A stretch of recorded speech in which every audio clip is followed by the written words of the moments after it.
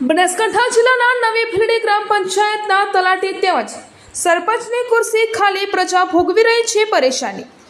નવી ભીલડી ગ્રામ panchayat ward number 7માં તૂટેલી ગટરો અને તૂટેલા રોડ રસ્તા બનાવવા બાબતની રજૂઆત કરવા છતાં નગરોલ વહીવટી તંત્રના પેટનું પાણી પણ ડબતું નથી।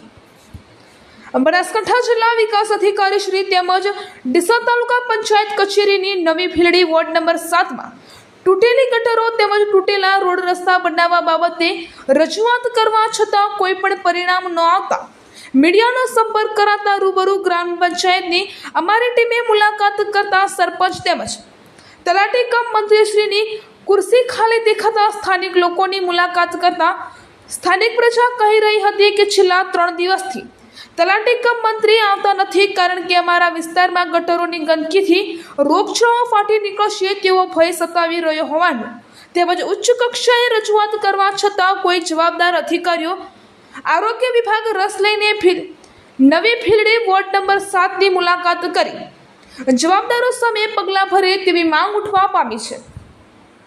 અહેવાલ રામજીભાઈ રાય, ગોર કોંગ્રેસ, બનાસકાંઠા। નવી ભીલડી ગ્રામ પંચાયતની અંદર વોર્ડ નંબર 7માં આવેલ રસ્તાઓ અને ગટરો આપ અહીં નિહાળી શકો છો કે રસ્તાઓ અને ગટરો અત્યંત એટલી ભયાનક સ્થિતિમાં છે કે ગટરો તો રોજ દિન પ્રતિદિન ઉભરાઈ અને બહાર આવે છે અને અત્યારે આપ જાણો છો કે રોગચાળાનો એટલો બધો ભય રહેલો છે કે કોઈ સ્થાનિક તંત્રને તેમજ તાલુકા પંચાયત અને ડીડીઓને વારંવાર રજૂઆત કરવા છતાં હજુ સુધી કોઈ પણ આનું નિરાકરણ આવ્યું નથી। છેલ્લા 10 વર્ષની અંદર એક પણ કાર્ય અહીં આ સોસાયટીમાં વિકાસનું કાર્ય થયું નથી। શું આ નવી ભીલડીનો વિસ્તાર છે કે નહીં એ અમારા સ્થાનિકોને અહીં એક પ્રશ્ન થઈ ચૂક્યો છે। તો આપ મીડિયાના માધ્યમથી અમે સરકારશ્રીને અરજ કરીએ છીએ કે જેમ બને એમ જલ્દીથી અમારી આ સમસ્યાનું નિરાકરણ આવે એવી અમે રહીશું અપેક્ષા રાખીએ છીએ। અહીં ભયાનક રોગચાળાની સ્થિતિ ન સર્જાય એ તંત્ર ધ્યાને લે। જય હિન્દ। શું નામ છે તમારું? મારું નામ મહેશ જોશી, વોર્ડ નંબર 7નો નાગરિક, નવી ભીલડીનો નાગરિક છું, વોર્ડ નંબર 7નો વોટર છું। હું નટુભાઈ મંગુલાલ ઠક્કર, પ્રમુખ વેપારી મંડળ ભીલડી। મીડિયાના માધ્યમથી સરકારશ્રીને જણાવવા માગું છું કે અમારા નવી ભીલડી ગ્રામ પંચાયતમાં અંધેર વહીવટ ચાલી રહ્યો છે। ગ્રામ પંચાયતનો નથી તલાટીશ્રી હાજર રહેતા, નથી સરપંચશ્રી હાજર હોતા। અત્યારે હાલ 3 દિવસથી ગ્રામ પંચાયતની બાજુમાં આવેલી પ્રાથમિક શાળામાં પાણી ભરાયેલું પડ્યું છે।